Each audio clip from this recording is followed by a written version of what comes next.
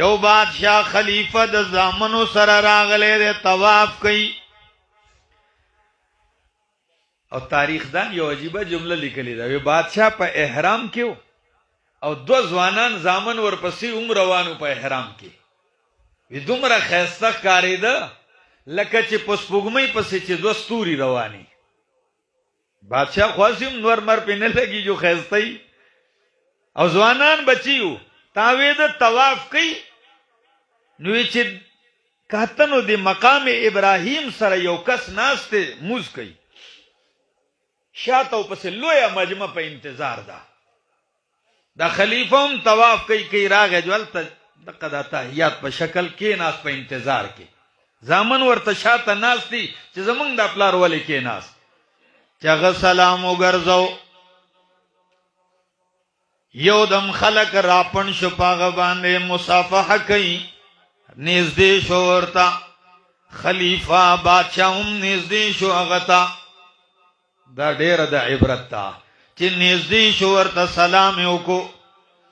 وی دې کس سلام واړو داسې ما د پلار ته هغه بچی وی د بادشاہ زوی وی داسې لاس ورکړو چې وعلیکم السلام ورحمت الله.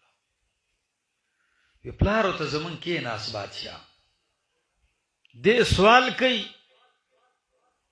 د حج د ارکانو د هغې د مسایلو، او دا کس چې دی د داسې د قرآن او د سنت دلایل پیش کوي لکه دریاب چې چپی وي. د داسې لګیا دی او هغه ته په علم کې لګیا دی. دا بچی لرې ناست دی او دا نظاره کوي. بادشاہ چې پاسید بیا یې هغه ته داسې سلام وکړو، هغه ورته روغ ونې داسې مخ راواړه جو سلام یې ورته وکړو. ځه دا یې ورته ویل نه چې بادشاہ راغلی خلیفه راغلی سلام علیکم وعلیکم، چې څه تپوس یې وکړو جواب یې زه بھائی چې دی د مطاف نه مسعا ته روان شو، صفا او مروه سعی ته، نو د دې زوی نه برداشت نه شوه خبره. نو بچې پلار ته څه وایي؟ وی بابا دا دومره لوی سړی دی،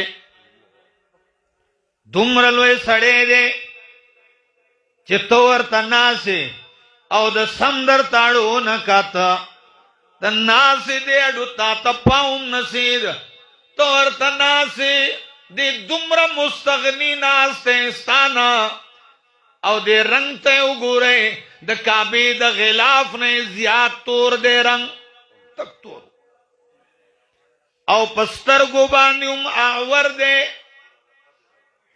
د بدن دا یوه حصه هم شله ده، او دا ویښته دا یې ډېر ګونځي ګونځي دي، بلکل داسې یو جاله. او د دا رویه. نو پلار هغه بچو ته څه وایي؟ وی یا بنیا بچیا دا رنگ خو تا ولیدو چې تور دی، سترګو کې هم فرق دی، بدن هم یو طرف ته شل دی، ویښته دې هم بیان کړه، خو ومع ذالک یوه خبره درته بله هم کوم چې د دې هر څه سره غلام هم دی.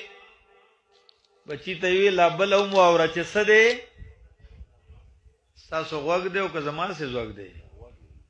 وی غلام هم دی د دې نه باوجود.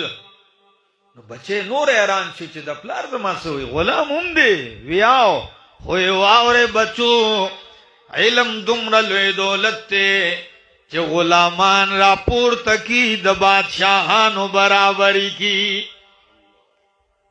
علم دا دولت دی، علم دا